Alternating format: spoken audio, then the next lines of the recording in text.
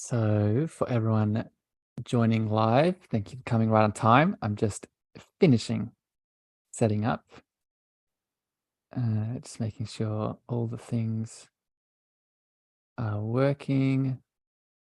Beautiful. There's Facebook and I think YouTube's good as well. Perfect. All right. So with that, starting recording in 3, 2, and 1. Good morning, evening, afternoon, magical beings. Welcome back to the show. Welcome back to another loving deep dive into the layers restricting your health, alignment, and love. Today's chat is on all things unlocking you. You're living authentically on purpose. And I'm so excited to go into it today, if you can't tell, with a beautiful, loving heart. But before I get to her, I want to welcome all the new people here watching live today or listening on the podcast. Remember that if you want to engage with us, if any questions come up during this conversation that you want to add into the chat, or you just want to say hello, add it into the comments, and we'd love to hear your beautiful voice. Heather, I see you there on Facebook. Welcome, my friend. If you are listening on the podcast, please share this out far and wide. And if you get any gems, any insights, remember you can leave this over on Apple and Spotify, and that helps the show. So what are we doing? What are we talking about today? I have the lovely Colleen Coels here on the show. Colleen is a spiritual healer, a personal coach working with childhood trauma. I just want to read her beautiful little mission statement here. Colleen is helping brave spiritual go-getters live their dream life through becoming the next evolution of self. And I think you can see why I resonate with this beautiful heart. With Colleen's help today, we're going to talk about what it means to live authentically on purpose, what it means to be strong, not mean, to live a orgasmic dream life, adding in your intuition to move into freedom, and everything in between. Colleen, welcome to the Cosmic Love Antenna. Thank you, Harrison. It's great to be here. Colleen, I feel like I want to ask you, how are you feeling? I know you were sharing some things before we got started. I was. I'm just so excited. I had a really expansive day, kind of a miraculous day of getting invited to work at the business of one of my clients who, through her, I got the opportunity to work with her husband. And after doing so, they invited me to be a consultant for my life coaching for their employees. And so today was that first day, and it was such a beautiful miracle of like living my purpose, living the way I want to live, where it was easy to do that. It was aligned. It magically kind of started to unfold. And so today was the first day of doing that. And like, she doubled my rate for me. Like, she's like, I want to pay you this instead. It was double. And like, to just get the chance to be in like such beauty in their space and to be doing what I do and so appreciated. And then to come on here and get to talk with you and like anyone who gets to listen, like, I'm just so grateful and I'm just so honored. And it's like all of that energy that I have inside, it's like bubbling through of like excitement and nerves. And then I breathe and it's excitement again. So yeah, that's beautiful. It's just a good day. Colleen, it sounds like one of those moments, and we're going to speak about this today, but it sounds like one of those moments of remembering, oh, I am abundant. I am all these things that I have ever dreamed I can be and more, right? So, which leads me, Colleen, into the first thing I want to do here with you today. For people that follow me, I have been writing a lot of poetry at the moment, and I was inspired today to share a poem with you to really start this chat that connects to everything we're going to be talking about today. So I'd love to read this to you and everyone listening. And I would encourage you all to really open your hearts to this, because a lot of what connecting to your authentic essence is, it's a remembering, right? It's not a getting of something, it's a remembering. So this poem is called I Forgot I'm Divine. Sometimes I forget, divine am I so, lost in the rush of life's stop and go. I become caught up in the daily grind and forget the spark within my mind. I forget the power of my own light and let the darkness cloud my sight. I forget the strength that's always there and let myself become ensnared. But when I remember who I am, my heart begins to beat and slam. I remember that I'm a vessel of grace, born straight stardust from outer space. I'm a child of the universe, a blessed soul, a sacred creation, a part of the whole. I'm born of divine love that lays inside, which I now commit to be my guide. Back to the beauty and divine within, back to the love that's always been. So next time I forget my pure divine will, I'll remember the catch and allow to be still, to take a breath and look deep inside and promise my divine light to never hide. Snaps. So, Yes. so Colleen, first, thank you for receiving. And secondly, I want to ask you, what does that bring up in you? And how does it connect to this idea of living authentically on purpose? Oh my gosh. Yes. What immediately comes to mind is what I've covered and taught, and what the people who came to work with me in one of my programs, Orgasmic Dream Life, what we talked about, which was that age-old yet weirdly unfamiliar when you notice it in yourself phrase of, we're not afraid of failure as much as we're afraid of shining our light. And that's been true in my life. The Marianne Williamson quote. Yeah. So it's like, I coined this phrase, the shining ceiling. And it's like, what is that invisible ceiling that we have on ourselves of our shining capacity? And whether that manifests in how much pleasure we allow in our lives, sexually or otherwise, or how much success we allow in whatever way that looks like for us, or just in terms of being ourselves out there. And it brings up so much for so many, because we've been persecuted in past lives and we have been shamed in these lives. And so there brings up a lot. But a quote from somebody I recently found out about, his name is Chris Bain, and my husband is really connecting with him. And yeah, he said, when people come to him and say, how do I be a man? Or if a woman, how do I be a woman? The real thing is, well, you already are. So you are already a man. I am already a woman. We are already star seeds, lovers and embodiments of that freaking light and that breath of God walking on the planet, here to experience our truth and our expression and what it's like to be here. The real question is, what is blocking you from being that? Because you already are it. So your poem is just so well put together and just speaks to that truth of coming back to the true work, which is letting go what blocks us from being who we really are, so we can just rise to the surface naturally and feel safe to shine. Yes. Ooh, feel that power, my friend. So I love it. And we're gonna speak about what are some of those specific blocks today, right? Because there are layers, right? This is the onion healing journey, and your beautiful system, this 4-part system that you have, is a really good example of a way that we move through that. Before I get to that, though, I do want to, because you brought it up, and it's just, I love the synchronicities of life. You brought up that Marianne Williamson quote, and I was literally reading her book this morning, and not just reading her book this morning. That page in the book with that quote came up this morning, right? I can't make this up. So I just want to read it to people. I want to read that quote that you referenced, because it is so powerful, right? Our deepest fear is not that we are inadequate. Our deepest fear is that we are powerful beyond all measure. It is our light, not our darkness, that frightens us.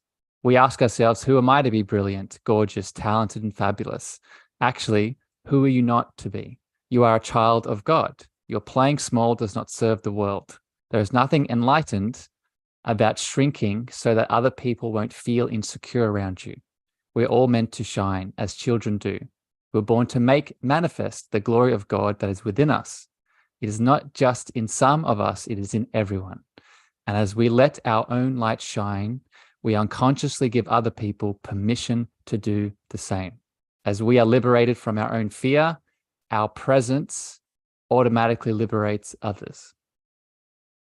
So, yeah, it's beautiful. Anything you want to add to that, my friend, before you move on? I'm like exploding on the inside because I'm Yeah. just like so excited about just literally experiencing the truth of that and how it's like a different reality, gradient by gradient, to step out of that shame shadow of hurting others from shining, which even if that happens is not our responsibility, you know, like to really see and feel that as true, but also just the synchronicity of it all. I'm just like, oh my gosh, I love it so much. Yeah, So everything shows up. Everything shows up. The last thing I'll say on this quote, and then we'll move on, is, you know, the idea that we don't just shine as a isolated component, right? We shine as a part, an intrinsic part of an interconnected collective.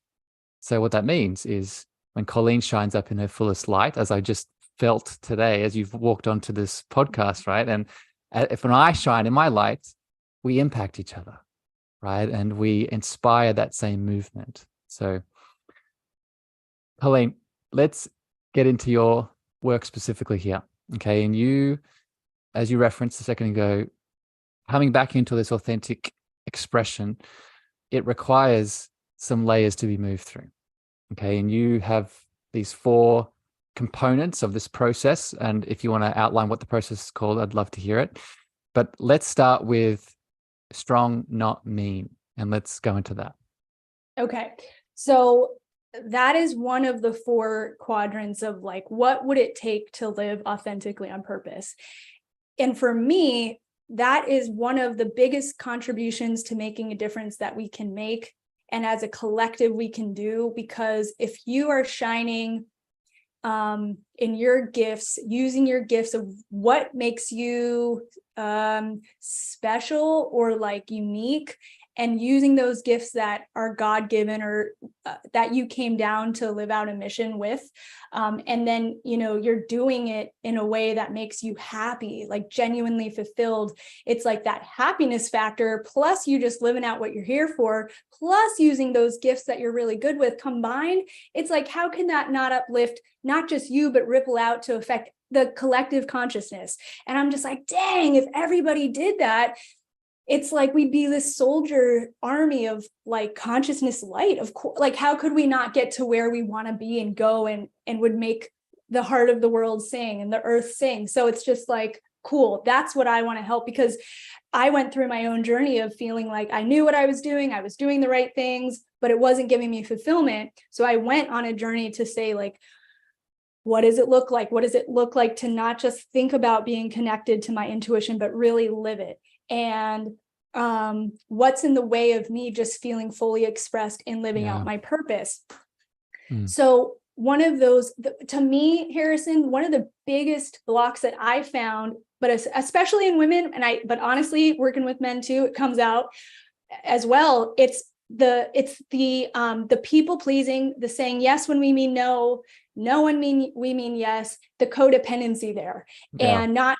Yeah. And Colleen, just to interrupt here, because I have to put my hand up as the male population over here. Definitely let's go deeper. Let's go beyond like physical male, physical female. I would say it's a component of the divine feminine, right? That is in both the physical male and the physical female. Would you agree with that? I love that. Yes. Yeah. So it comes from, I want to keep hearing about these, and boundaries is a big piece of this, right? But I think it comes from, you know, being such emotional and sensitive beings, right? And having relationships with people as we expand and grow, there are wounds there. And it's not the being emotional and sensitive that's the challenge. It's the wounds that have been left unhealed, right? Yeah. And when you put it that way, it's like anytime we get into that receiving space. So for example, if there is a embodied male and he's in a relationship with somebody else, if he is afraid of triggering that somebody else, be he a man or a woman. It's like that fear to not say what you need to do because that person is like asking you to cuddle instead, but really you want to work out. Yeah. And you're afraid that they might get triggered or get mad. So you're trying to keep the peace. You're trying to keep her or him happy. So you're like, okay. And it's like this time. But that's that moment of disauthenticity and Not speaking your abandonment of truth. self. Exactly. That we think might help, but it's the thing we're doing, we think that'll help to avoid the pain that actually causes the pain. So when that person then, it's like the shadow of the feminine. It's the shadow of them being in a receiving state where then somebody is dipping in themselves and taking, but not even knowing they're doing it because that man is not holding his own truth or saying what he needs and being brave to do that. So I think just energetically, collectively, yeah, especially as conscientious, spiritual, empathic people, that is a bigger wound. And the people who tend to be that way, I have found, have had, childhoods of trauma, and that was what honed in their gifts of empathy. Yeah. But we're used to that as the way to gain love and gain security. But that will not be what delivers it. What will, at this time, this era, the age of Aquarius, and also just where we're at collectively, it's through shining or through communicating what we need and being who we are, which includes, it's like, I think of it like this vase. And it's like when we give in and say, yes, when we mean no, it's like that vase is getting a concave in and it's weakening, right? But when we allow ourselves to just stay strong and firm, yet kind, but true, we're allowing that vase to just stay solid. And it's when we might, on the flip side, have lack mentality or afraid of somebody leaving, or unprocessed anger, that maybe that vase explodes out, like almost like a water skin or something, and it expands and we might burst. So the true coming back home to being authentically ourselves and on purpose and expressed is that middle ground of centeredness, to say like what's true for me right now, and then the tools in order to communicate that in a way that lands and is loving. I love it. I want to give an example of some tools here. Before we get to that, I just want to welcome beautiful Jackie in the chat. Thank you for joining, my friend. If you're joining live here today, please pop your comments in the comment section and we can add in any love, any feedback that you have that's flowing. So, Colleen, I want to circle back to this understanding of communicating your truth in these relationship dynamics. And it's important to understand that in our authentic journey to this deeper state of us, it is in relationship that we'll be tested and prompted to evolve or not evolve. And I want to share another quote with you today because they're just flowing out of me apparently. With, one of the reasons that we stay in the people pleaser that you said, or we stay in the wound, or we stay in the pain, is because there's still a story there that we are believing, right? And one of my favorite quotes that highlights this is from Neville Goddard. And Neville Goddard says, "Your world is defined by your conception of yourself plus your conception of others, which is not their conception of themselves." So what that means is that you are living in a reality that's an illusion, and not just your own reality of your own scape, but I'm projecting a story onto Colleen that's not her, right? For example, I don't want to speak the truth to Colleen because I perceive her to be the person that's going to abandon me, or the person that's going to reject me, or the person that's going to hurt me. But in reality, is that Colleen? Is that actually the deepest state? The answer is no. So my tool here, that I want to get your reflections, Colleen, it's really asking ourselves, one, is this true? Testing the story, right? Testing if that story is actually correct. But then taking a step forward in love, right? What would love do? Would love see Colleen as the abuser, the rejecter, the abandoner? Or would love come together? Would love unite? What thoughts, what tools do you want to share on this, my friend? Yes, I love it. And that helps so much. And that question, I was literally doing it in the car this morning. I was like, okay, what's the most painful thought? And then so I'm totally in agreement, in accordance with that. And what I want to add is that it's been so helpful for me to like understand the body and the nervous system and how trauma lives Yes. actually in our cells in our body, that then helps create the illusion of the mind. And to your point, like it's still an illusion that's going on internally, but there's like the actual physiology of it too. Because if we've had an experience when we were younger that either was big T trauma and super shattering, or little T trauma of dancing around, being your shiny self. And then your dad comes home and you're 3 years old and he had a hard day at work and he snaps at you and says like, don't interrupt or shut up or go to your room. And he leaves. That still feels to that 3-year-old who in their own body as a 3-year-old will not be able to survive on their own. It feels like a death. And so what we do in our mind, as that's stored in our body, when we don't have the chance to regulate it out, or it's not explained to us what's going on, that if I shine, I will die.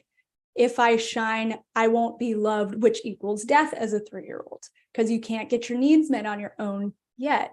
So as we grow up and we take on that energy and we make those meanings in our mind, which stem from the chemicals in our body of survival, of fear, in the brain, literally, when we have circumstances out here as a 26, a 45, a 54-year-old that are similar enough to that experience, or lots of little ones that had that meaning made, we unconsciously trigger into that same response. Yeah. And so it's like a tool. Yeah. And I think it's especially helpful to really ground that in for especially compassionate, empathic, spiritual people like ourselves, because I think, at least for me, it was really easy. And one of my ways to, before knowing these other tools, to cope with that was like to shoot out of my body. Bypass, spiritually Oh bypass. yeah. Yeah. Spiritually bypass, intellectualize everything, meditate away, forgive yet not deal with like the boundaries being crossed, like all of that, and not being grounded. Yeah, you know what I'm talking about? Well, Yeah. I know what you're talking about, because it's pervasive, right? It's I don't know how far I want to go down this route, because it's a whole conversation, but it to me, it's a symptom of the old paradigm of spiritual evolution, which was needed, right? That we need to give everything over to God that's inside of us, right? Give everything over to our higher power that's inside of us. It's all beautiful. But in that giving over, we don't come back, right? We don't come back to the body. And I want to just pull out something that you did as you were just expressing yourself, right? You were just beautifully channeling and sharing your love and insights on this. But then in the middle of it, you took a deep breath in. You went, and just that, right? Just the conscious addition of breath could be all that's needed to bring us back from those spiritual heights, ground us back into the physical body, and allow that anger, that judgment, that guilt, that shame, that story, that pain to move, right? Because we're coming back into our presence. Do you agree with that, my friend? Yes, because so our autonomic nervous system is what is responsible for the fight or flight or freeze response or the fawning response. That is completely unconscious, meaning we don't get to choose it. It will happen without us getting a vote. Like, it's happening as it happens. The only way to really get that unconscious response conscious is through the breath. That is the bridge to get that unconscious to the conscious and gain control of it. So, and can gain control of our environment, because then we're in control of our response. And so we have a choice in every moment. And that's, I think, important for spiritual, empathic, authentic people or beings to like let land, because when we do those things of saying, well, it's their fault, or, if there's any blame or any of that lower victim archetype. Yeah, exactly. Victim, or then going into martyr of, well, like, hey, love and light, hey, I forgive them, it's okay, and I'll stay in the relationship, by the way. Like, I saw that a lot when I was starting my career and going into Facebook groups and contributing and like focusing on this area of codependency and boundaries. And I saw that all the time. And then I get the crap from their shadow about being like, you bitch, like, you're telling me that, I should be so rude. And it's like, no, it's not rude to have a boundary. So just being able to breathe through that and like really know that I get to be kind yet safe in what I need, and establish that place of what I need through a boundary is what I get to have as a spiritual embodied person. I think there's a huge conflation between acceptance / forgiveness and tolerance. I think we get confused that if I accept or / forgive a situation, person or thing, that means I tolerate their abusive behavior or their negative behavior. And that's not true at all, right? I've noticed that in that space where I accept and surrender and put up my boundaries, as an example, I've given myself the space to have the inspired knowledge come through of what action to take, right? And that action could be separating myself from that person, right? That action could be, reporting that person to an authority, whatever it is. But I just want to make sure people hear it. Forgiveness and acceptance is not tolerance. Yeah. And boundaries, you need a boundary when you feel you need space. And a boundary simply is a line in the sand of what you will or will not tolerate. And it's for yourself, and it's for your feeling of safety, and for what you need, and or what you just simply want to tolerate, because you get to choose.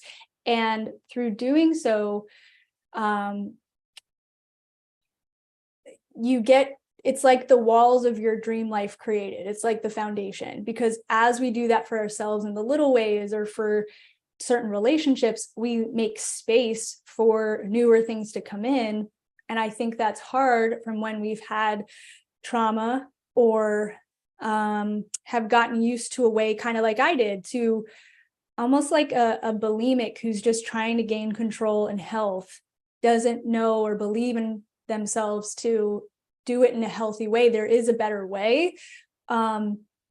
We can learn tools and realize that that person, that job, that situation is not actually our source. It's not our place of power. We are our place of power, and we can always make a new choice. We are the one that can find somebody new, can have a new job, can create through our choice. So it's like knowing the difference between intention and impact. And I think that's when it gets a little hairy of like, should I stay? Should I go? I mean, we're talking deep stuff, and it also can come in the little ways. Should I go to the party? Should I not? But I said I did.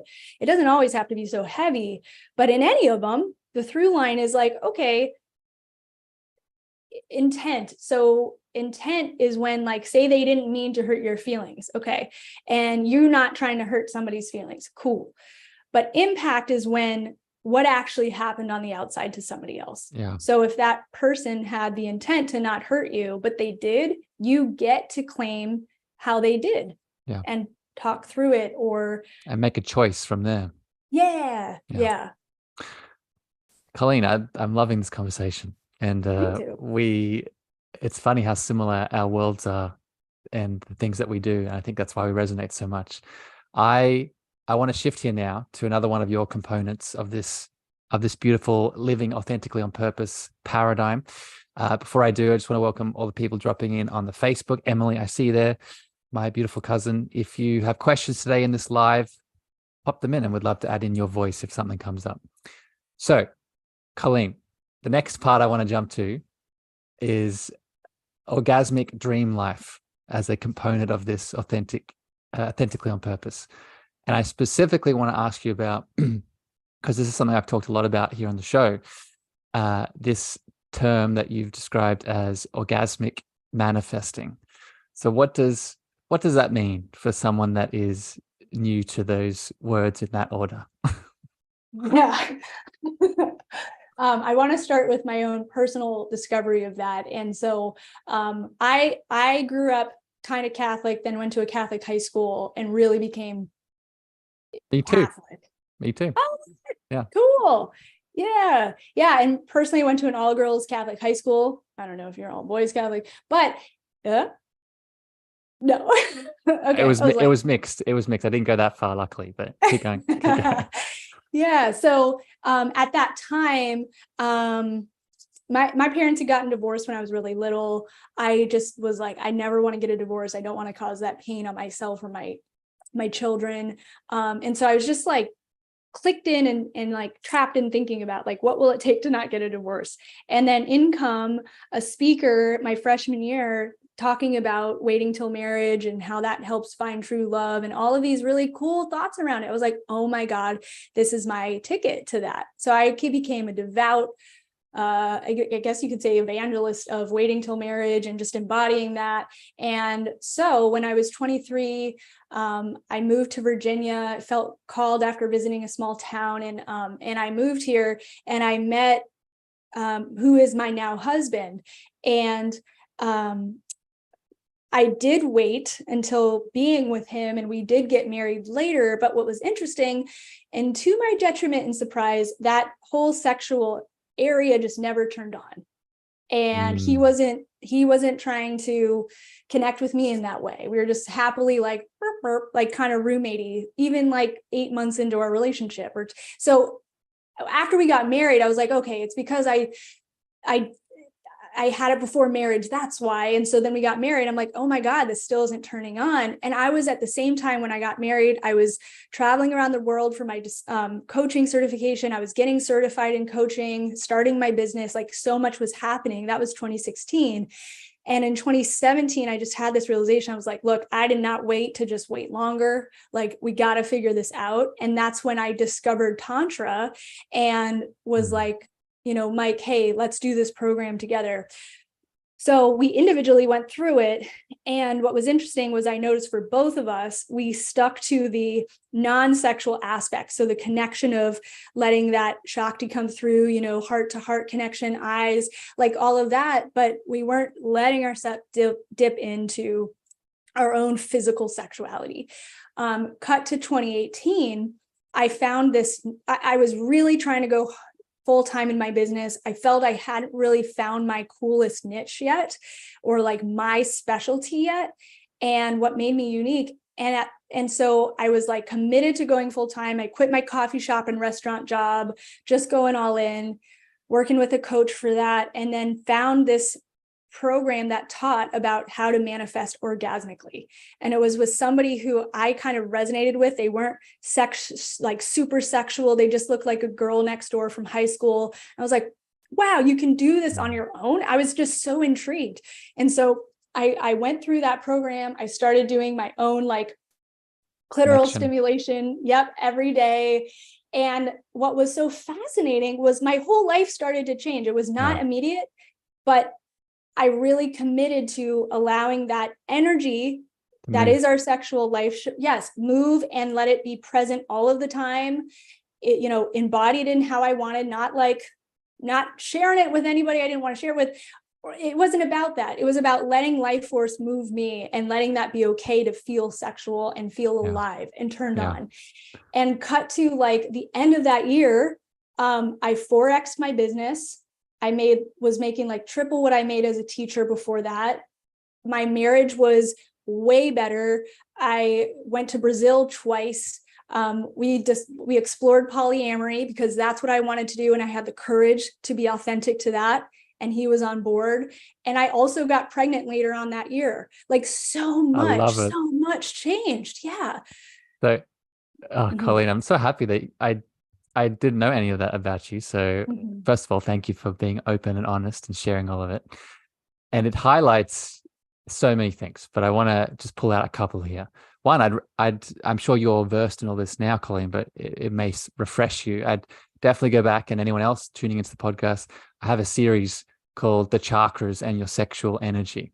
and I still have one more to go, but I've done the first 6 main chakra centers and its connection to sexual intimacy and what it helps us to do. And you have highlighted something very significant, right? That let's just take the sacral space, the sacral chakra, which is where for you in your journey, there was resistance, there was a block, and then you opened it up. The sacral chakra represents creation energy. It represents our connection to being a creator being, right? And for everyone listening that has the limiting belief still of I'm not creative, with all the love in the world, that's an illusion, right? You are always creating. It's just most of us are creating unconsciously the things that we don't want in our lives. So the reason I share that is we are holistic beings. And if we decide to physically shut down the sacral center, it will manifest energetically, right? So in your beautiful example, Colleen, of for your own reasons deciding to not go deeper, physically into that energetic space, it wasn't allowing it to express, right? There was nothing moving in your beautiful example. So, I mean, I have a question, Colleen, that I'm interested, and I think this connects to this. I know it connects to this. What's your relationship to God now that you've opened up that sexual space? It's a relationship of non-judgment, because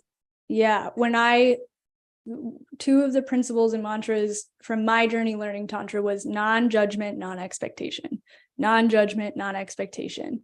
And there was this moment in Brazil when I went to see a healer and went to Rio on a whim and went surfing and realized, oh my God, this is me living out my vision board, literally. And I had no idea. It's just, while I was out on the water, I saw these like 2 hands in the water going up and down.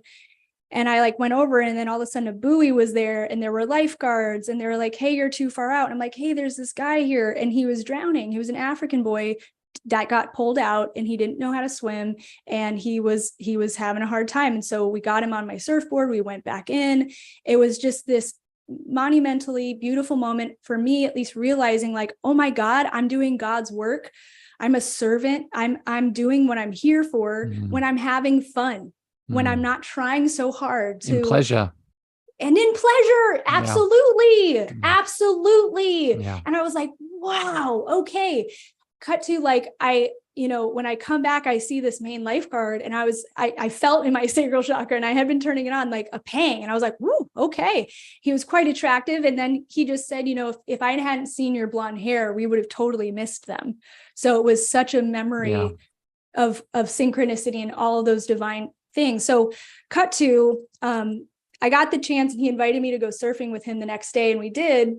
And after talking to my husband the night before, because I was like, look, Rio's kind of funky, fun. And I knew I had felt that pang. So I'm like, let's get some boundaries in place. So, because I want to experience. And so we got those boundaries in place. And so after surfing, this lifeguard, he wanted to connect deeper. Yeah, go connect deeper. And so I told him my limits of like, look, this is what I'm available for. Can't have sex. I'm not going to kiss you, but I want to practice Tantra, and I want to experience that flow of energy with you. And he's like, cool. So we went up to the lifeguard. Oh my God, it was so beautiful. It was the lifeguard house. It was a full moon. Yeah. It was so beautiful. It lasted for hours. It was such like literally mind-blowing connection and experience physically, while staying in line and in integrity. And it was so great. Dude, I really did. You had it all. I really did. It was so great. And so to come back to like your question, I remember once we were finally done and he was like getting his things, I went out to the edge of the lifeguard house, and I looked over the water and just felt like I saw the ocean in it with entirely new eyes. Yeah. And it was like all of a sudden I saw God in every molecule, in every wave, in every moonlight reflection on the water. I was like, God is all around me. There is no judgment on what I just did. Like, this is incredible. And I have been forever changed. I could not go back, and just felt like I'm in Technicolor, and to remember, like, life is inherently erotic. Yes. Right. Oh, So so that's okay. yeah. Well, okay. So there's a lot to this, Colleen. And I'm so happy we're going here. I didn't expect to go this deep, but I'm very happy that we are, because it just, coming back to the theme of this episode today, authentically on purpose. Another way that we could say that is connecting back into our higher power, right? The higher power that's not outside of us. It is everything outside of us, but it's also everything inside of us, right? So the way that we connect externally is by connecting internally. And one of the deeper realizations that you're expressing, that I've also started to understand, is that, let's use the example of the Christian church, right? I grew up Catholic as well. And I'll put a disclaimer here. I think all world religions have a beautiful, mystical, loving foundation. It's just most of them, including Christianity, have a lot of fear-based dogma that has been persecuted throughout it, that keeps us separate from God. And one of those pieces of dogma is that it is sinful and shameful to be in this pleasurable act in all the ways, right? As Colleen described in her journey. And I think one of the reasons for that is because, paradoxically, as you described, the pleasurable, sensual, intimate act, either with ourselves or with another, is a gateway to God, is a gateway to higher power, is a gateway back to that oneness, as you expressed, seeing the ocean, right? So anything come up around this, Colleen? Yeah, just, I tend to work with people who can relate. And so I've worked with women and men who are Christian and who have similar blocks. And a whole module in Orgasmic Dream Life was around patriarchy and dismantling the patriarchy. But what does that really mean? A great book, if anybody's interested, that really helped me, is called The Dance of the Dissonant Daughter by Sue Monk Kidd, of just this Christian, beautiful, intellectual soul going on a journey to realize, wait, this isn't like how it feels. Like, it's not right to disembody my feminine being. Yeah. So what comes up is, like the patriarchy. I mean, there's so many levels of it, but I totally agree. And in my way of looking at it and teaching it is that, the way that we'll all find freedom individually, collectively, is by allowing that yin energy to come back on stage and get to express, which means, it's that wildness. It's that energy that moves us, and letting that move. And to be able to have honoring towards our Christian past or present, but allowing ourselves to be fully human. I mean, that yin, that feminine, that fire, that wine within the masculine of the chalice, that's unruly, that's unpredictable, that is fiery, that is creative, sometimes insane. Yeah. Creative, hysterical, hysterectomy, that's all sacral area. And so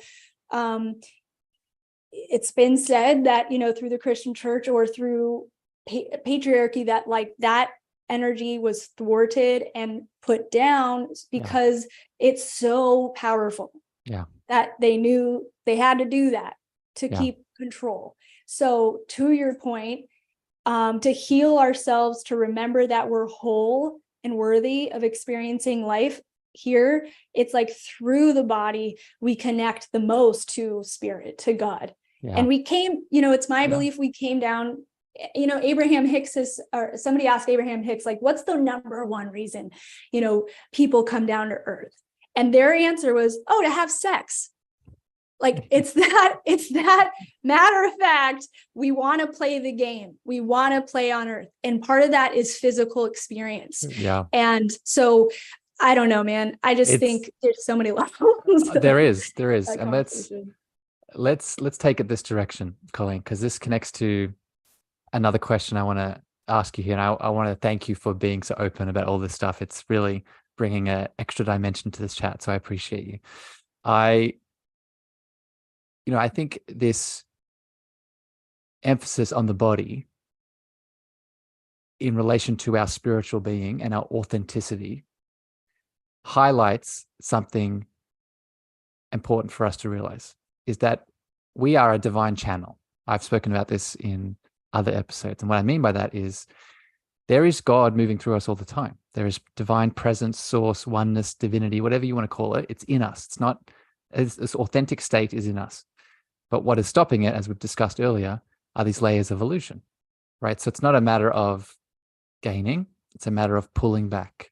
One of those layers of pulling back is the sex, shame, guilt, judgment that we've just spoken about.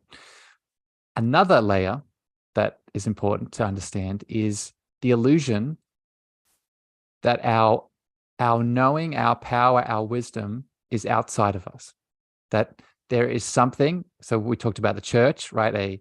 A priest, a man on a cloud, but we can just put that aside. It's even more than that. It's the government, it's the healthcare system, it's an education system.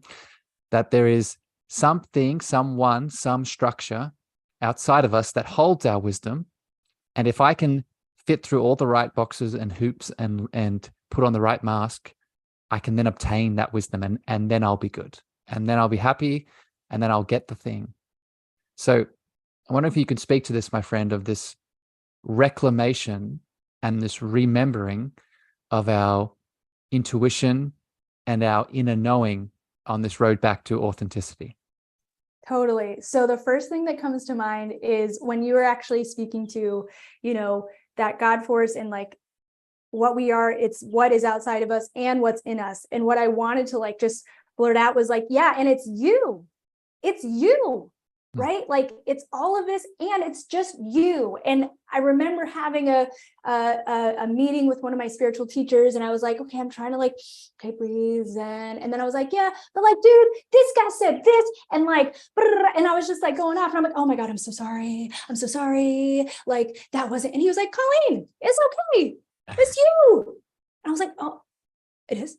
Like to just allow whatever personality, even expression, whether it's like, I am adventurous, I'm an adventurous soul, I am bubbly, I am curious, like that is me, as it is a part of God. Like, so to let that be okay. I always felt like intuition was like just a level of separation from me, whether it came from outside as the synchronicity and the sign, which it can, or it was inside as like, God is living within me. I'm like, oh, there it is. Like, right. Like it's right there. It's by my liver. Like, it's not me. I'm just the house. It still felt like this, I mean, personally, the way it felt like, right. Is it true? How does it make us feel? It felt like I had to like surrender and close my eyes and bow my head in my life everywhere, constantly being like, God, should I really buy the cheese today at the grocery store? Like it got so granular to be like, I don't get to choose. God has to choose through me. Like that's how it started to, because I exactly what you said. I wanted to get it right. I was like, I don't want to make mistakes.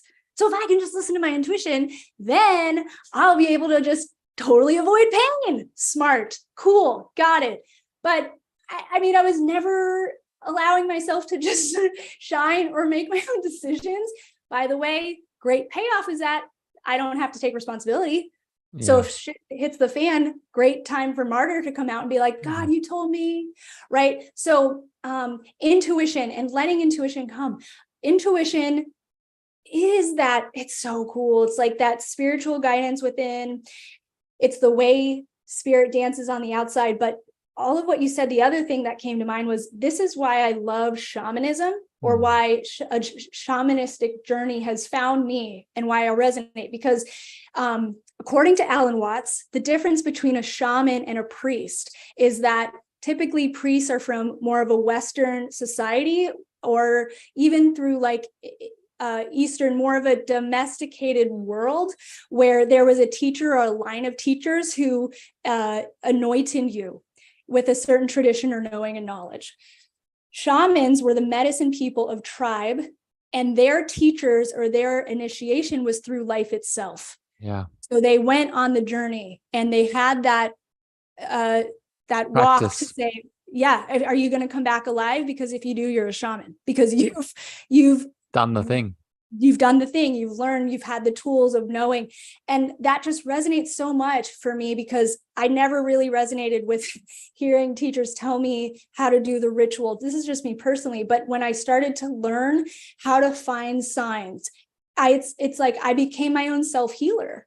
I became able to trust myself more and to allow the authority to come back into my own heart and my own hands, and feel way more confident in my decisions, in my place in the world, because I knew who was truly my authority. And therefore, if somebody said, like in the Catholic Church, like, well, no, you're great, but you couldn't become a priest, that irked me. And I was like, ooh, okay, I know this isn't the place for me. Right. And so anyway, intuition, there's lots of cool layers, but allowing life to be your teacher and connecting that to who you are and what you desire is what can really help guide.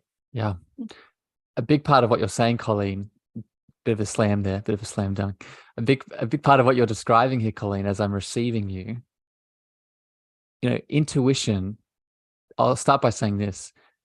In the spiritual community that we are a part of, that I would classify as part of, it's very easy to take a spiritual teaching and say it's our truth, but have not really lived it, right? Not as the shaman that you just said, didn't embody it.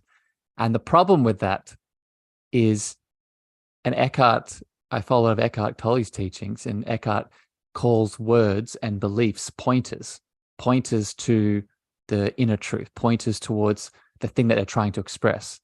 And what that means is that these are all words, right? How I describe God, how you describe God, how I describe intuition, how you describe intuition, they're all words that we have added to it based off our unique experience. And what that means is we can't fully know the teaching unless we've had a unique embodiment of it. And this is empowering, because I often speak about tuning into your unique frequency of love. And that is what that is. It is your unique expression of this authentic state that's inside of you. And even if the word doesn't align, if you get a feeling, if you get a hit, if you get a sensation that says otherwise, that's the knowing, right? That's all you need to follow. Because I get your thoughts on this, Colleen. If God is everything, if the source is everything, if the divine is everything, it's beyond words. It's beyond the ego mind that likes to put it in a box. Does that resonate? Yeah, totally. And I think it's like there might be frameworks that help us.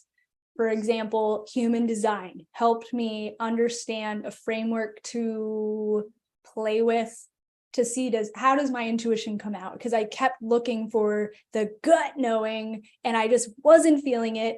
Find out I'm a projector, and the way my intuition in that framework looks like is through hearing myself talk. And that resonated.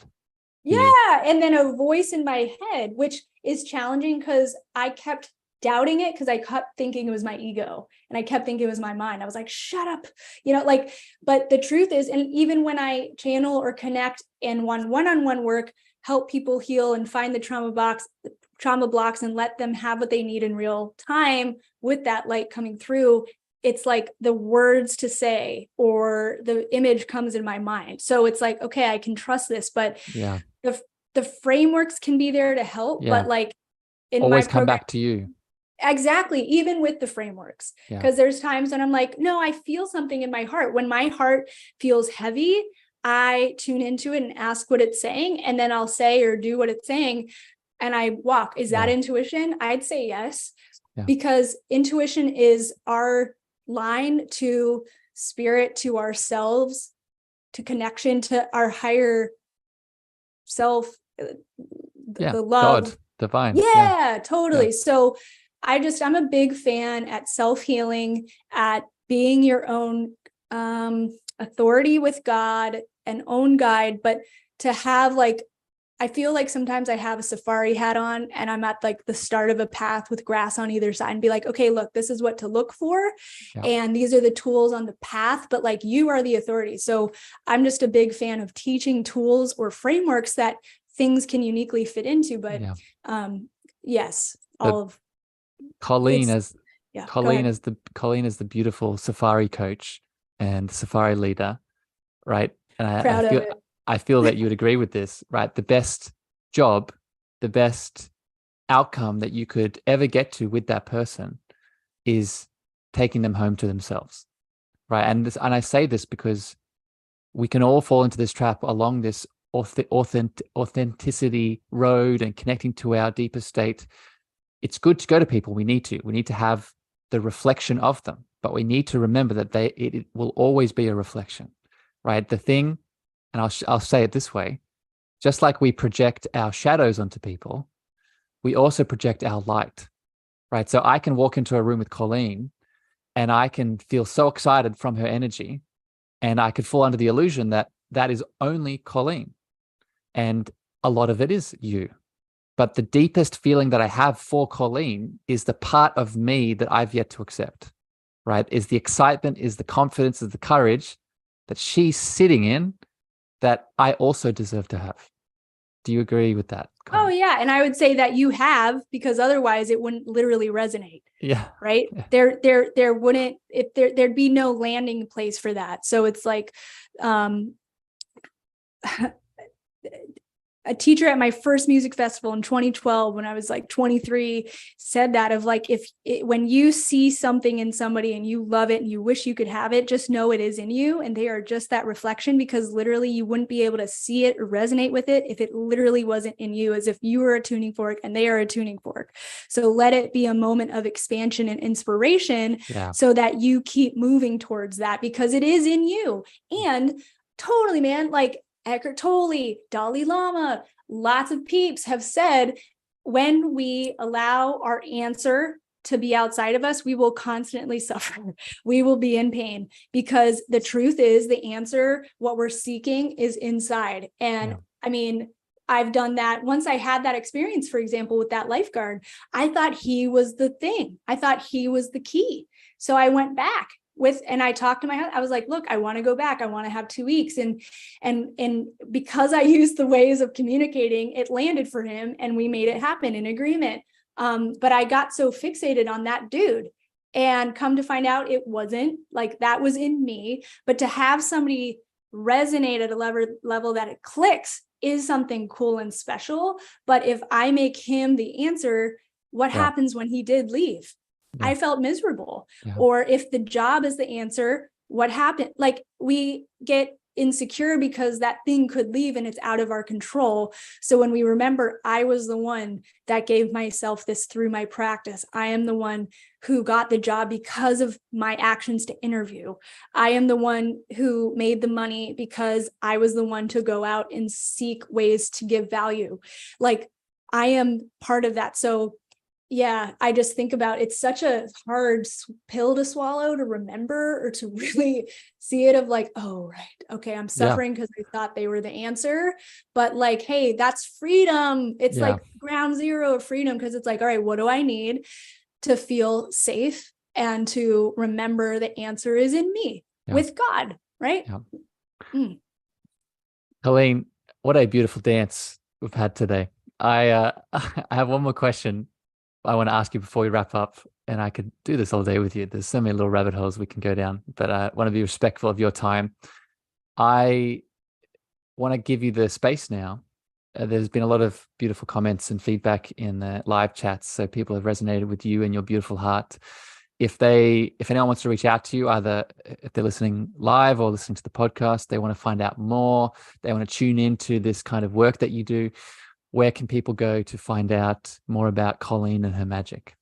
Love it. So people can go to my website, ColleenCoels.com, ColleenColes.com. There, by the way, we were talking about grounding. We were talking about getting embodied, feeling safe, not spiritually bypassing. Right now, my freebie on my website is a grounding technique that is so helpful. And it takes about 90 seconds just to get back in your body and feel safe to handle what's around you and resourced and connected. So that's there. anybody can feel free to shoot me an email at colleen@colleencoels.com. And I'm on Instagram, colleen.coels. Send me a message. I'd love to hear how it's resonating and just connect. And and I'm on Facebook too and YouTube, but just All the send me a things. message at, all the things, all the All the places, things. but those are the main, is my website, Colleen Coels, and Instagram, colleen.coels, and then just email me like colleen@colleencoels.com. And I'll, as always, for everyone tuning in, if you click on the details of your podcast player, I'll put all of Colleen's links and connections in there. You can just click it, go straight to it. Yay. Colleen, my last question here for you today. This is the cosmic love antenna, and part of my spiritual journey as a little boy like you. I grew up in a Christian Catholic culture and community, and I became very disillusioned with the idea that my high power was a man outside on a cloud judging me and putting me in a box. And long story short, I came full circle back into the understanding that for me, my higher power was love and a deeper consciousness state of love. So I'm always interested, Colleen, in how in your world do you define that love word? Let me sit with that for like a couple seconds. Yeah, I think how do I define love? It's like that supernatural super force of what creates life and deserves honoring and respect and appreciation. And what also comes to mind is how it's like the water we're swimming in that we forgot we're swimming in. And it's like fish in the ocean that are like, hey man, where's that dang water? And they're like, yeah man, where's the water? And it's like, well, you're actually swimming in the water, you just forgot. So I feel the same way about love, and it's like in the air and in the way, gosh, it's like things are created and we can connect and just experience life and life force. So I want to take a moment to bow to that life force and to that love. But Beautiful, Colleen. It inspires in me the Rumi quote that I'm sure you've heard. You are not a drop in the ocean, you are the entire ocean in a drop. yeah, right? So it's a recognition of that I was field. I was gonna get that tattooed on my chest. I went to a Tony Robbins event and I That would do it. loved that quote so much. I was like, oh my God, I'm gonna put it on my chest. And at the final meditation he led us through, I was like, wait, I'm seeing a vision. And I saw that tattoo. I'm like, what does it say? How does it look? And it said, don't get a tattoo. But I love that quote. It helps me remember how it's okay to embody that God, ocean, light, water. And it's okay to be little and big all at the same time. So yes, thank you for sharing that. A perfect example of intuition coming in to save the day. Yeah. Colleen, thank you for your time today. Thank you for your love. Thank you for your energy. Thank you for everyone that's tuned in either live or on the podcast. I hope this hits your heart and illuminated your being today. If it did, please share this out far and wide and leave your feedback over on Apple and Spotify if there's something you want to hear more of. But until next time here on the show, we send you love, we send you light, and we'll see you again very soon. Bye, everyone. Bye. Thank you.